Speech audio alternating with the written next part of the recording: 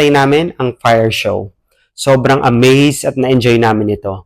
Mula sa pagbuga ng apoy, paghagis, pag-ikot-ikot ng mga apoy. Lumapit pa sa amin ng performer habang pinapaikot niya yung apoy. Sobrang lapit na po, huy. Pero sobrang saya. Hinayaan niya ding masubukan ng mga kasamahan ko at para makapag-video at makapag-picture din sila. Pagkatapos ng mga performances ay nag-party na rin kami. Sayawan at tindakan na. Hindi rin nagpahuli ang manager ko, opo. Sumayaw din siya.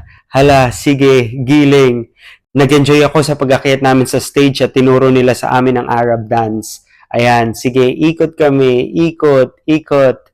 Game na game ang lahat, ang saya sobra. Pero lahat ng saya may hangganan. Pagdating nga ng alas 9 ng gabi ay kailangan na naming umalis. Hanggang 11 PM pa naman kami pwede magstay kaso may trabaho pa ang iba sa amin kaya kinonsider namin yon. Ito na nga mga kasama ko pa uwi